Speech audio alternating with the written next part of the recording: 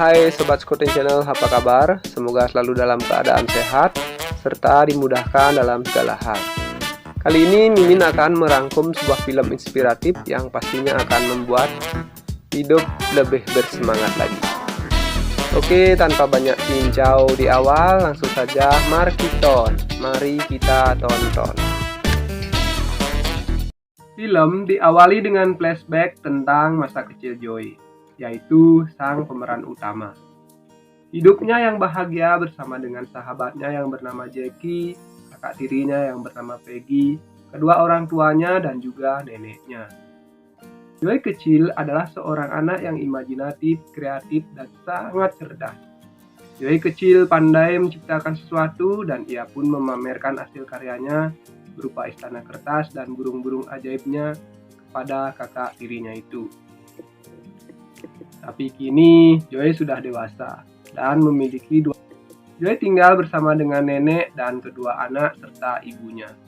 Ibu Joey yang depresi setelah perceraiannya dengan ayahnya itu, sehari-harinya ia hanya menonton sinetron di televisi. Selain itu, mantan suami Joey yang bernama Tony juga masih menumpang di rumah Joey dan tinggal di basement rumahnya. Sehari-hari kegiatan Joey adalah bekerja untuk mencukupi kebutuhan anak-anak dan keluarganya. Mengurus seluruh keperluan rumah, juga menghadapi kejenuhan akan sikap ibunya yang begitu pasif karena cuma nonton TV terus sepanjang hari.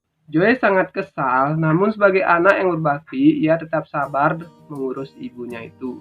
Tapi meskipun begitu, Joey masih memiliki neneknya yang sangat baik padanya dan selalu mendukung setiap keputusan yang diambil. Sejak kecil juga, Joey bisa dibilang lebih dekat sama neneknya itu daripada kedua orang tuanya sendiri.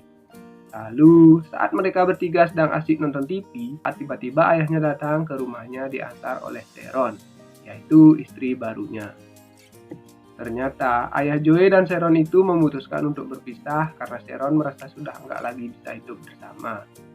Joey pun langsung panik karena menurutnya sangat mustahil bahwa ayah dan ibunya yang sudah bercerai itu harus kembali tinggal serumah, apalagi trauma pasca perceraian dan depresi yang dialami oleh ibunya itu belum sepenuhnya pulih. Tapi akhirnya Joey tetap memperbolehkan ayahnya itu tinggal di rumahnya, namun di dalam basement bersama dengan mantan suaminya itu. Mantan suami Joey yang bernama Tony itu sedang asik bernyanyi. Tony yang sejak awal pacaran dikenal Joey sebagai seorang penyanyi, ternyata sampai sekarang dia masih memiliki obsesi menjadi seorang penyanyi terkenal dan tetap berlatih sepanjang waktu. Melihat keberadaan sang ayah di ruangan tempat tinggalnya, Tony pun terkejut dan terlihat Tony nggak menyukai ayahnya Joey itu. Tony dan mantan ayah mertuanya itu memang tak pernah cocok sejak awal karena perbedaan sifat mereka dan karena ayah Joey yang sering memandang impian Tony itu adalah impian yang muluk-muluk dan tak mungkin tercapai. Akhirnya adu mulut pun terjadi antara Tony dan Rudy sehingga Joey harus mengambil sebuah tisu gulung untuk membatasi area tidur Tony dan Rudy. Nah, setelah itu Joey kembali lagi ke atas dan bersiap untuk pergi kerja. Kita flashback ke masa lalu. Joey di masa muda yang mana ia sedang pergi ke sebuah pesta di mana Joey bertemu dan berkenalan dengan Tony untuk pertama kalinya. Di situ Joey pun terpesona dengan aksinya si Tony di atas panggung. Setelah itu mereka berdua pun ngobrol di sebuah ruangan dan Tony menceritakan tentang dirinya pada Joey serta mimpi-mimpinya untuk satu hari bisa menjadi musisi terkenal. Mendengar itu, Joey pun sangat kagum dengan sosok Tony yang optimis dan berani bermimpi. Sangat berbeda dengan dirinya yang hanya menjalani hari-hari membosankan karena harus bekerja demi menuruti keinginan orang tuanya. Setelah obrolan mereka yang sangat dekat dan akrab itu, Joey pun akhirnya merasa bahwa dia telah jatuh hati pada Tony. Setelah malam itu, Joey dan Tony pun berpacaran hingga pada suatu hari mereka pun menikah. Meskipun Tony sebenarnya adalah pria yang baik, tapi Tony pria yang malas dalam mencari nafkah. Tony berpikir bahwa dirinya nggak diciptakan untuk menjadi karyawan dan ia tetap bersikeras untuk menjadi seorang penyanyi. Joey yang saat itu sudah menjadi ibu dan memiliki dua anak pun seperti menanggung semuanya sendirian. Bekerja mengurus anak juga mengurus rumah seorang diri. Akibatnya, mereka sering bertengkar hebat hingga Joey pun frustasi dan akhirnya mereka pun memilih jalan perceraian. Meskipun sampai saat ini si Tony masih tinggal di basement rumahnya Joey, tapi jauh dari lubuk hatinya Tony yang paling dalam masih mencintai Joey. Kembali ke sang ayah, ternyata ayah Joey yang merasa kesepian setelah berpisah dengan istri barunya itu pun kemudian mengikuti sebuah biro jodoh yang menghubungkan klien-kliennya via telepon. Di situ Rudy pun berkenalan dengan Trudy. Di sini ada nama hampir mirip, Rudy dan Trudy. Ini pakai T, Trudy. Seorang janda kaya yang juga tertarik padanya.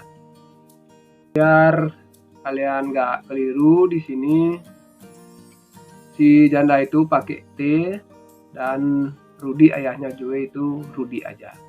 Nah, singkat cerita, mereka pun merencanakan sebuah kencan. Rudy dengan mobil mewahnya menjemput Rudy di rumah Joey. Kencan malam itu pun bisa dibilang berhasil dan mereka pun sepakat untuk berpacaran. Dan untuk merayakan hubungan mereka, Rudy pun mengajak Rudy untuk berlibur menggunakan kapal pribadi miliknya dan mengajak seluruh keluarganya untuk ikut di atas perahu itu. Tapi sialnya kapalnya oleng. Gelas-gelas serta botol red wine itu pun jatuh dan pecah. Karena panik, Joey pun langsung mencari kain pel dan membersihkannya. Namun saat memeras pelnya itu, pecahan kaca di situ pun membuat tangan Joey terluka. Tibanya di rumah Joey dengan tangan yang masih diperban, Joey seperti mendapatkan ide berkat kejadian wine yang tumpah tadi. Ia mulai membayangkan sesuatu, imajinasi Joey seakan seperti meledak. Saat itu, semua keluarganya sampai bingung melihat tingkah laku Joey itu. Tapi Joey tetap bisa fokus hingga akhirnya nenek dan ayahnya menyuruh untuk tidur karena menganggap Joey sedang kelelahan. Di dalam tidurnya itu, Joey bermimpi bertemu dengan sosok dirinya yang masih kecil. Joey kecil yang penuh bakat dan ide-ide brilian itu pun langsung memarahi Joey besar. Karena selama 17 tahun ini, ia sudah menyia-nyiakan waktunya dan melupakan semua mimpinya dan tak ada yang menyangka bahwa kejadian wine tumpah dan tangan Joey yang terluka itu pada akhirnya menjadi titik balik Joey untuk menemukan kembali siapa dirinya yang sebenarnya. Akhirnya, setelah Joey bangun, dia langsung berkata pada ayahnya. Setelah itu, Joey pun meminjam krayon milik anaknya dan mulai menggambar ide desain di kepalanya. Singkat cerita, Joey mulai mempresentasikan dan berapa dana yang dibutuhkan untuk proses produksi pada Trudy. Dan ternyata ide cemerlang Joey itu adalah sebuah desain baru alat pel. Alat pel itu adalah alat pel yang bisa memeras sendiri tanpa perlu diperas oleh tangan. Gagang itu nantinya tinggal ditarik dan otomatis air di kain pel itu akan terperas sendiri. Namun setelah presentasi panjang lebar dari Joey itu, Trudy lalu menegaskan dan menanyakan 3 hal pada Joey. Pertanyaan pertama, di mana Joey sekolah? Pertanyaan kedua, siapa Joey saat di sekolah itu? Dan pertanyaan yang terakhir adalah, bila dalam satu ruangan hanya ada Joey dan saingan bisnisnya, serta sebuah pistol, apakah Joey berani untuk menembakkan pistol itu ke arah lawan bisnisnya? Mendengar pertanyaan itu pun, Joey menjawab, I pick up the gun. Singkat cerita, Rudy akhirnya sepakat untuk meminjamkan sejumlah modal untuk Joey. Dan Joey juga mendapatkan izin penggunaan sebagian area bengkel ayahnya itu untuk melakukan proses produksi. Tahap pertama dan proses produksi pun dimulai.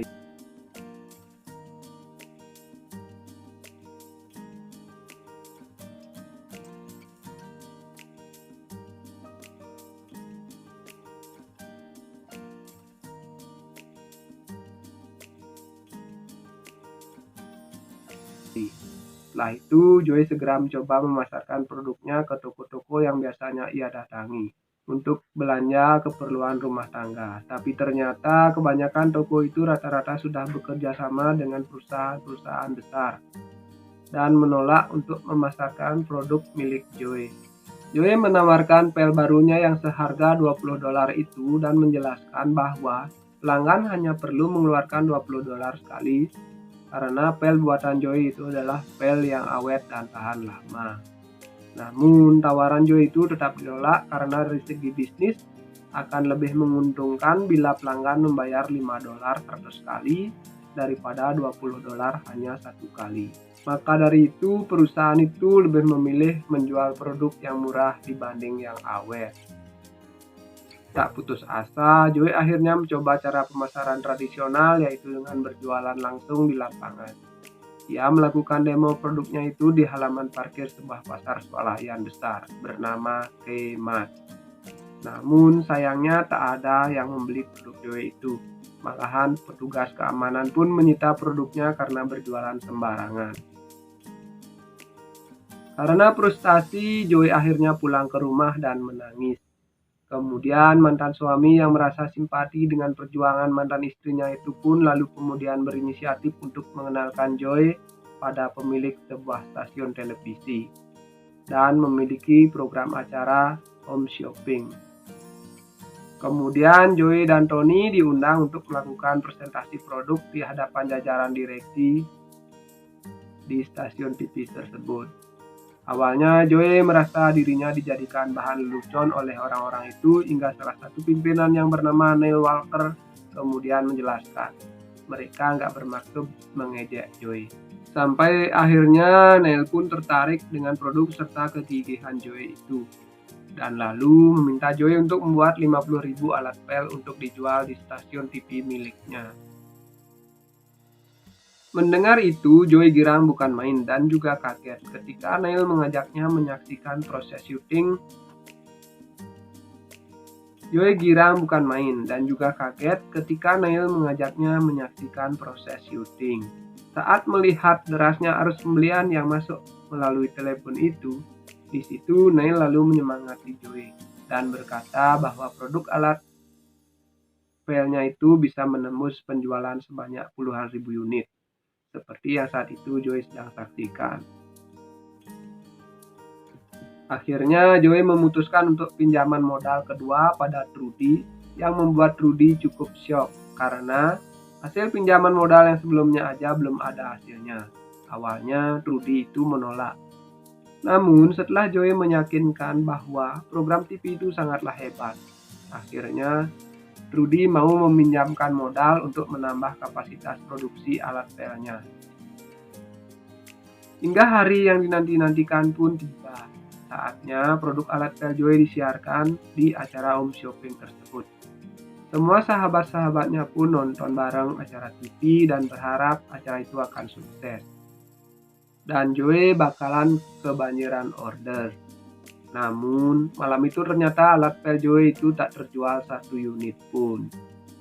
Joy yang begitu terpukul hingga tak bisa mengucapkan satu patah kata pun, ia lalu menelpon Neil yang sebelumnya menyuruhnya untuk memproduksi 50.000 alat pel itu, dan Joy pun meminta ganti rugi. Namun sayangnya kontrak kerja mereka itu nggak menyebutkan bahwa barang yang nggak berhasil terjual akan diganti penuh. Joy di situ merasa sangat hancur dan frustasi. Tapi Joy nggak mau nyerah. Keesokan harinya ia lalu pergi ke kantornya Neil dan meminta untuk memberikan satu kesempatan lagi dengan syarat harus dia sendirilah yang membawakan demo alat pel dan menjadi host di acara home shopping tersebut. Namun Neil menolak karena bagaimanapun juga orang yang gak biasa di depan kamera yang dipenuhi dengan lampu-lampu yang menyilaukan pasti akan langsung gugup dan justru malah akan merusak acaranya. Tapi karena Joy terus-menerus meyakinkan Neil, maka Neil pun akhirnya mau mengizinkan Joy. Dan sampailah di hari di mana Joy mendapatkan kesempatan keduanya itu. Dan Joy didandani seperti artis lainnya dengan pakaian dan make up yang sangat berbeda dengan sebelumnya. Tapi Joy pun langsung mengganti lagi pakaiannya itu dengan pakaian dia sehari-hari. Dan dia mengatakan dia ingin tampil apa adanya dan akan mewakili isi hati penonton yang mayoritas adalah para emak-emak. Hingga saat giliran Joy pun tiba, dan Joy di situ langsung dia mematung di depan kamera. Joy nggak tahu harus berbuat apa dan berkata apa. Sampai Neil khawatir dan terus mencoba menyadarkan Joy. Akhirnya ada sebuah telepon masuk yang ternyata telepon itu adalah sahabatnya Joy yang sedang menonton acaranya bersama keluarganya di rumah. Sahabatnya itu berpura-pura menanyakan alat pel yang dipegang Joey itu. Dan seketika itu juga Joey langsung lancar serta menjelaskan fungsi alat pel di depan kamera. Dan setelah sesi Joey itu selesai, Joey benar-benar senang bukan main. Dan sangat berterima kasih dengan Neil, dan hari demi hari pun berlalu. Bisnis Joey terus melesat naik tajam. Hingga saat di suatu acara, angka pemesanan pel Joey itu menembus angka 90.000 kali dipesan. Tapi setelah selesai acara itu, Joey lalu mendapatkan kabar bahwa neneknya telah meninggal dunia. Joey pun merasa sangat syok karena dari dulu cuma neneknya lah yang menjadi satu-satunya orang yang percaya bahwa Joey akan menjadi perempuan hebat. Keesokan harinya, setelah pemakaman neneknya Joey itu, Joey pun mendapatkan kabar bahwa pabrik tempat membuat alat pel itu secara sepihak menaikkan harga produksinya.